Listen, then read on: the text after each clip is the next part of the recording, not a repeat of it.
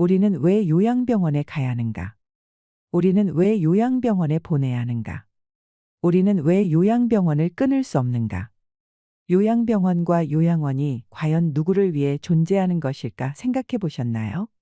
이것은 시대의 흐름에 따라 필요하게 되었고, 현재는 없어서는 안 될 산업이 되어버렸습니다. 그곳은 정말 병원일까요? 사실은 모두가 알고 있습니다. 죽기 직전까지의 시간을 최대한 버티는 곳이라고 말이죠. 모든 자식들이 그런 것은 아니겠지만, 늙은 부모가 귀찮아서 돈 몇 푼이면 해결된다는 아니란 생각에 요양원으로 보내지는 노부모들이 많아지고 있습니다. 그때 부모님의 슬픈 얼굴을 자세히 들여다보는 자식들이 얼마나 될까요? 애써 외면하고 모른 척해야 하는 현실에 자식들의 가슴도 무너지는 경우가 많을 것입니다. 똑바로 쳐다보지 못하는 자식들의 면전에서 부모는 애써 슬픔을 보이지 않으려 굳어만 가는 얼굴에 미소를 띄웁니다. 나는 걱정하지 말고 잘 살라는 부모의 말 한마디가 팍팍한 현실을 살아가는 우리들의 가슴에 얼마나 와닿을 수 있을까요? 어느 작은 양로원에서 할머니가 돌아가셨습니다. 간호사들이 조촐한 할머니의 짐을 정리하다가 그녀가 쓴 시를 발견하게 되었습니다. 시의 내용에 감동받은 간호사들이 이 시를 복사하여 모든 간호사에게 전달하였습니다. 그리고 모든 이들의 마음을 움직였던 이 시는 영상으로 만들어져서 소개되었고 인터넷을 통해서 전 세계로 전달되었습니다. 그래서 오늘은 어느 양로원 할머니의 시를 소개하고자 합니다. 아래의 글은 어느 할머니의 글일 뿐이지만 우리 모두의 현재이거나 미래일지도 모른다는 생각을 하게 됩니다. 나이 들어서 요양원에 가지 않으려면 꼭 기억해야 하는 세 가지도 함께 들으시면 좋겠습니다. 어느 양로원 할머니의 시. 간호사님들 무엇을 보시나요? 댁들이 저를 볼 때 무슨 생각을 하시나요?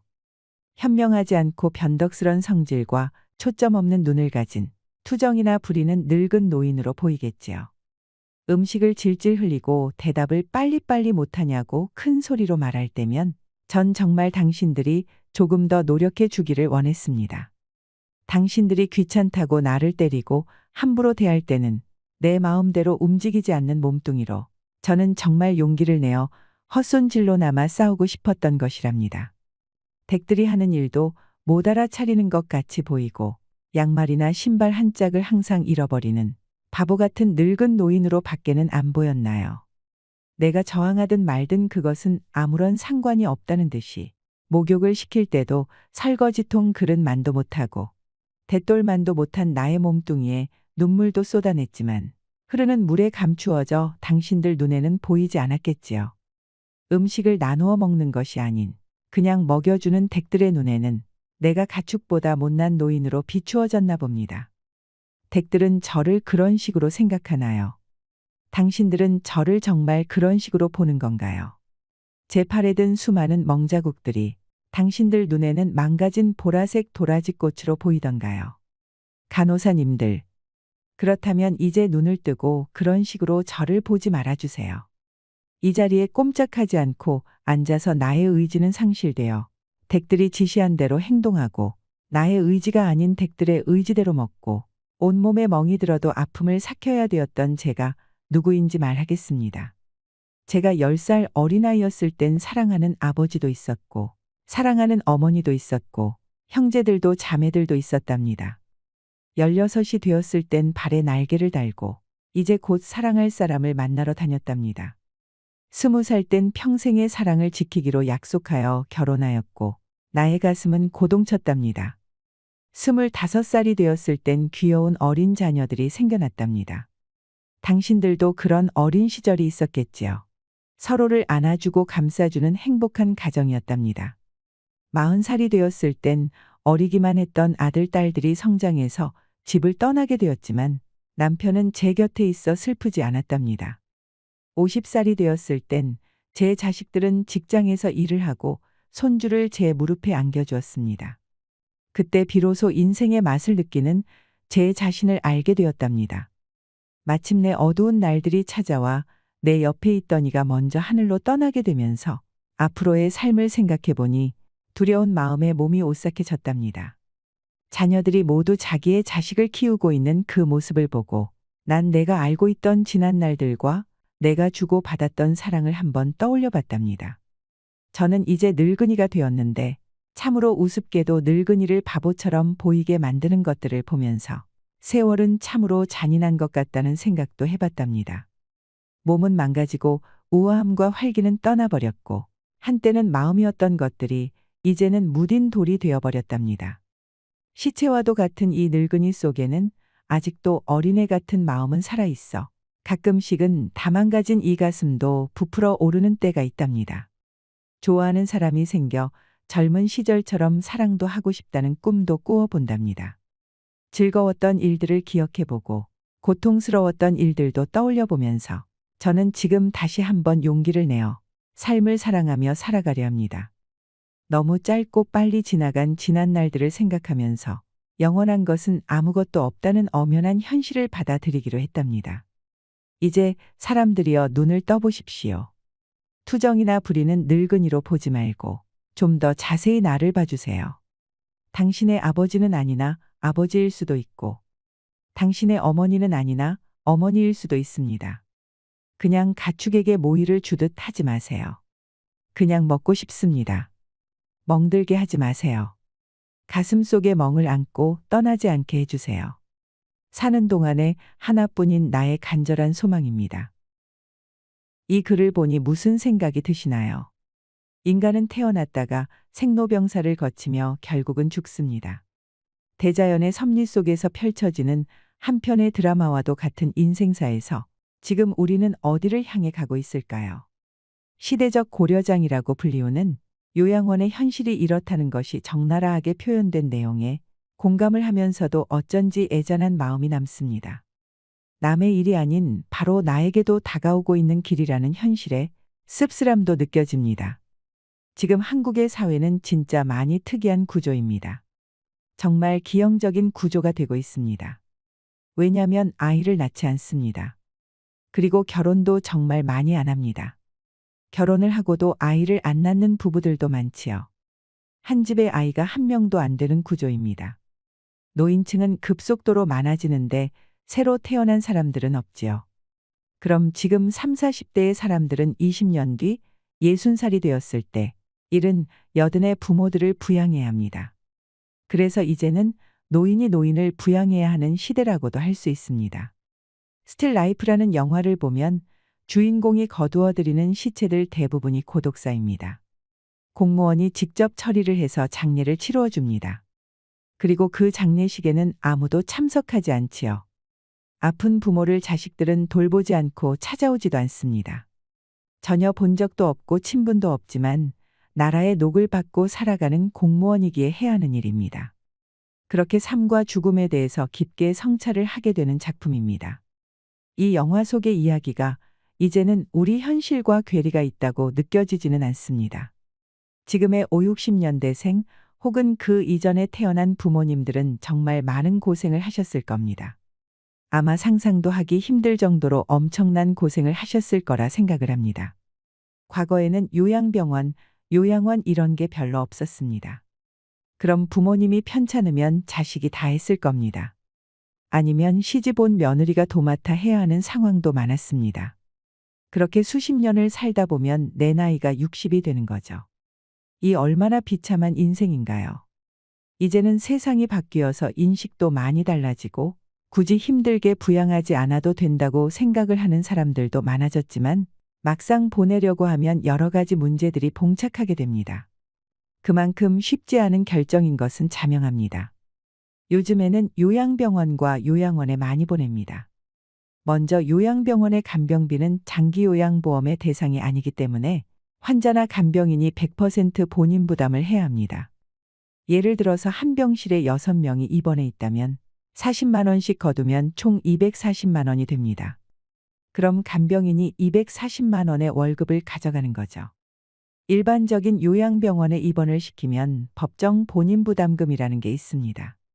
그게 보통 60만 원 정도가 되는데 기저귀 비용 등을 더하면 110만 원 정도는 잡아야 합니다. 시설이 좋은 곳은 간병비를 80만 원까지도 받습니다. 병원마다 차등이 있지만 110만 원이 최소한의 금액이라는 거죠. 그리고 시설 운영이 잘 되지 않는 곳은 시설의 질을 높이려고는 하지 않고 간병비를 낮추는 것에만 혈안인 경우가 많습니다. 그런 곳은 보내놓고도 기분이 찜찜합니다. 시설 투자나 서비스 질에 대해서는 노력이 없고 환자 유치에만 심혈을 기울이는 곳에 입원해 있으면 좋은 게 별로 없습니다. 그래서 가격이 합리적이면서 좋은 요양병원을 찾기란 하늘의 별 따기라는 것입니다. 두 번째로 요양원은 만 65세 이상이 되어야 가능합니다. 그리고 등급도 나뉘어져 있습니다. 그리고 상주하는 의사도 없습니다. 의사가 없는 게 정말 크지요. 실제로도 요양원에 입소한 어르신들 중에서는 큰 문제가 있음에도 불구하고 제때 치료를 받지 못하는 어르신들도 많이 있습니다. 그래서 사회적 문제가 된 경우들도 많습니다. 국비 지원이 된다고 하지만 그게 얼마나 질이 좋은 서비스를 제공할까요? 실제로 지금 요양원의 구조는 인력이 부족해서 혼자서 20명, 30명을 보는 시스템이라고도 합니다. 상대적으로 지원이 많은 국공립 요양시설은 들어가기도 어렵습니다. 지금 당장 입주 대기를 해도 4년을 기다려야 합니다. 우리나라 요양원의 현실은 그냥 지나간 뉴스들만 봐도 별로 좋지 않다는 인식을 가지게 됩니다. 불과 이틀 전에 이런 기사가 났습니다. 요양원 입소 한 달 만에 멀쩡하던 아버지가 반송장이 되었다고요.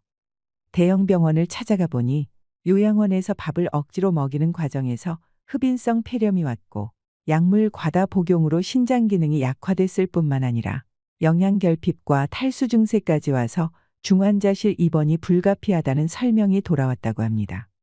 그런데 요양원 측에서는 우리가 오히려 난폭행동을 견뎠다고 말합니다. 모든 요양원과 요양사분들이 그렇다는 것은 아니지만 요양시설에 부모님을 보낸 수많은 보호자들이 혹시 내가 선택한 요양원은 아닌지 걱정할 수밖에 없는 기사이지요. 보건복지부가 발표한 현황에 따르면 시설 내 학대 건수가 급속도로 증가하는 추세라고 합니다. 그래서 노인분들도 이런 기사들을 많이 접하면서 요양시설에 일단 들어간다는 것 자체가 내가 죽으러 가는구나라고 생각하게 됩니다. 자식에게 버림받는 느낌을 받는 분들도 많습니다. 실제로 자신들이 감당하기 싫고 힘드니까 시설에 보내는 것은 부정할 수 없는 사실일 것입니다. 물론 자식에게 좋은 부모가 아니었다면 결정은 더욱 뻔할 것입니다. 그런데 한번 생각해 보세요. 아무리 좋은 호텔에 가도 우리 집만한 곳이 없다고 느끼는 것이 사람 마음입니다. 내가 아무리 돈이 많아서 최상급, 최고급 요양시설에 들어간다고 해도 내 집에 오고 싶은 마음이 당연할 것입니다. 익숙한 환경과 익숙한 사람들이 있는 곳이 제일 좋다는 것입니다. 어떻게 죽을지 준비를 하는 것도 나이가 들면 자연스럽게 생각을 해볼 문제라고 생각합니다. 만약 이 모든 것이 거스를 수 없는 시대의 흐름이라면 막연하게 걱정만 하고 있기보다는 노후를 행복하게 보낼 준비를 내가 직접 해야 하지 않을까요?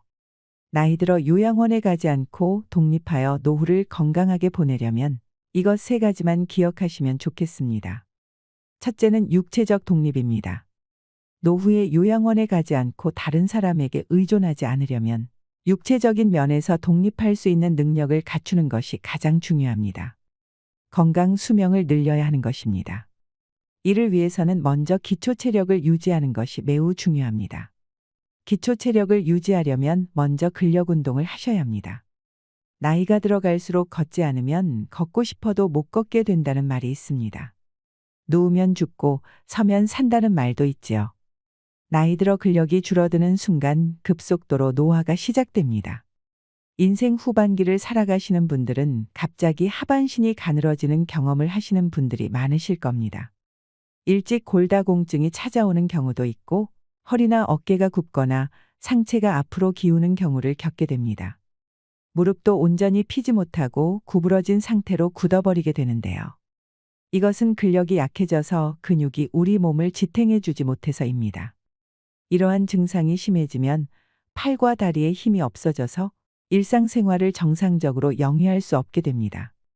노후에 다른 사람에게 의존하지 않고 독립적인 삶을 살려면 근력을 유지하는 것이 그 무엇보다도 중요합니다.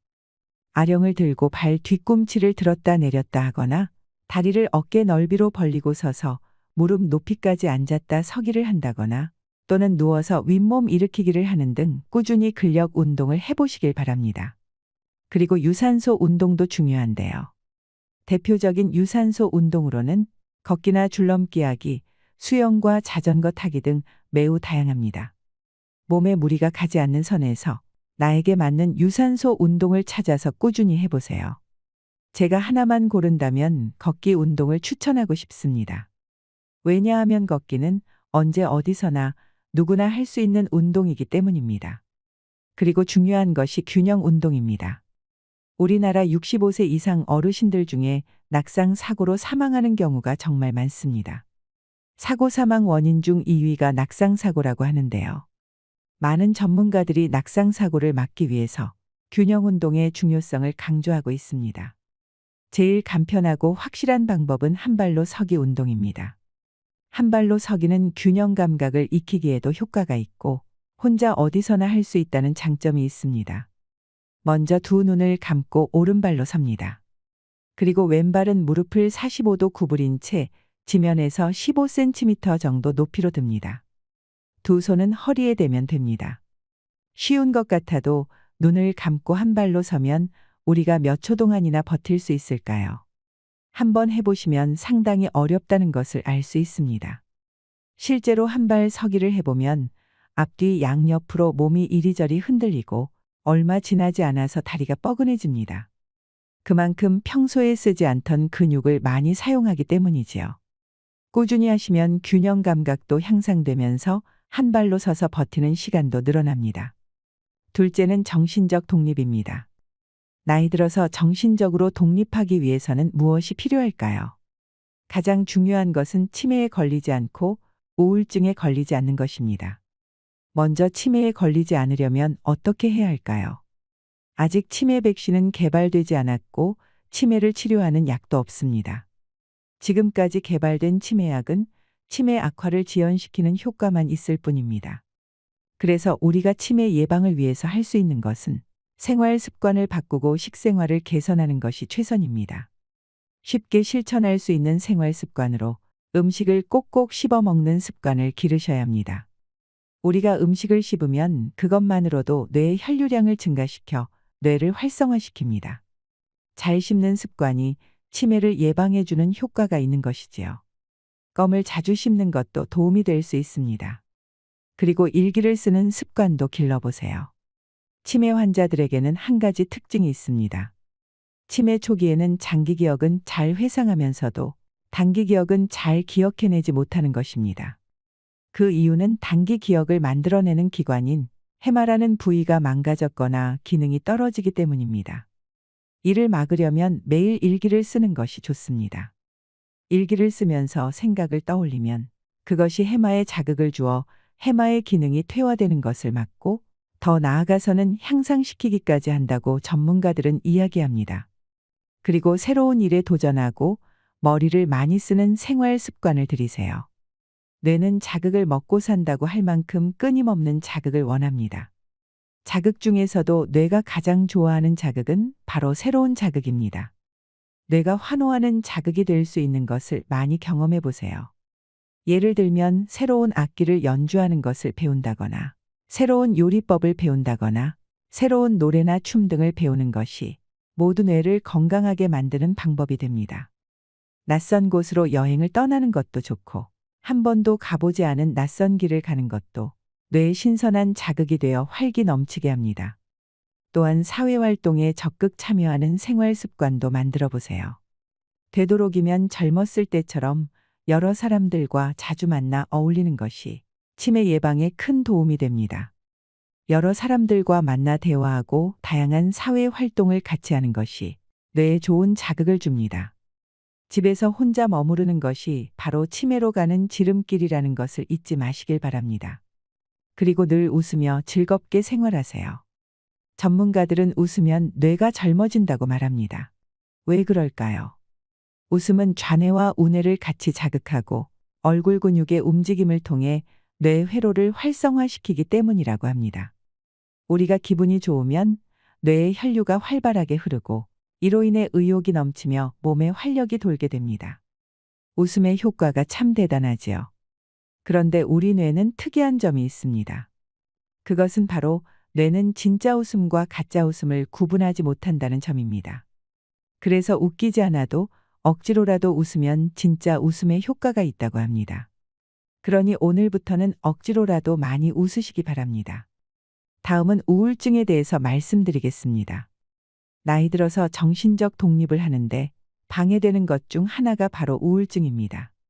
우울증은 치매의 원인이 되기도 하고 치매가 시작되고 있을 시기에 우울증 증상이 나타나는 경우가 많습니다. 이러한 이유 때문에 노인성 우울증과 치매를 구분하기 힘든 경우가 참 많습니다. 일반적으로 우울증이 치매를 촉진시킬 가능성이 있기 때문에 되도록이면 빨리 우울증을 치료해야 합니다. 우울증에 걸리지 않으려면 매사에 비관적 마음보다는 긍정적이고 낙관적인 마음가짐을 갖고 생활하는 것이 가장 중요합니다. 아직 다가오지 않은 일을 미리 걱정하지 말고 지나간 과거에 대해서 후회하지 마세요. 현재를 즐기시며 살아가시길 바랍니다. 세 번째로 경제적 독립입니다. 우리는 지금까지 우리가 경험하지 못한 100세 시대에 살고 있기 때문에 이전과는 달리 경제적 독립을 위한 준비를 더 일찍 시작하는 것이 필요하다고 생각합니다. 정년 후에도 제2의 직업이 필요한 시대입니다. 그래서 할 수만 있다면 일을 계속하는 것도 좋습니다. 꾸준히 자기 개발을 하고 새로운 것을 피하지 말고 할 수 있다는 마음가짐으로 무엇이든 배워보세요. 이걸 배워서 뭐해라고 생각하지 마시길 바랍니다. 이런 습관과 정신력이 쌓여서 다른 사람에게 의존하지 않는 강인함을 가지게 되는 것입니다. 그래야만 노후에도 경제적으로 독립하여 건강하고 행복한 노후 생활을 할 수 있을 것입니다. 사람이 나이 들고 늙고 병이 드는 것은 당연한 순서이지만 저는 죽음 앞에서 온전한 정신과 육체를 최대한 유지하고 싶다는 생각을 하곤 합니다. 기억의 연결이 완전히 사라지면 그것은 살아있어도 이미 죽은 것이고 내 마음대로 움직이지 못해서 괴로운 심정은 말할 수 없는 고통이 될 것이라는 생각이 들었기 때문입니다. 가족이 큰 질병에 걸리면 사실 웃을 일이 하나도 없습니다. 그냥 모두가 괴롭고 삶 자체가 힘들어집니다. 대부분 돈 문제로 시작해서 싸우게 되고 부양의 문제로 자녀들이 다투게 되는 것은 당연한 수순일지도 모릅니다. 그 모습을 바라보는 부모는 얼마나 마음이 아플까요? 아무것도 해줄 수 없는 현실에 눈물만 흐를 것입니다. 그러니 우리는 움직여야 합니다. 그래서 사는 동안 건강하고 행복해야 합니다. 오늘 알려드린 노후를 잘 보내기 위한 3가지. 육체적 독립, 정신적 독립, 경제적 독립을 꼭 기억하시길 바랍니다. 살아있을 때 누릴 수 있는 행복을 누리세요. 이상으로 시니어에 대한 모든 것, 시니어 연구소였습니다.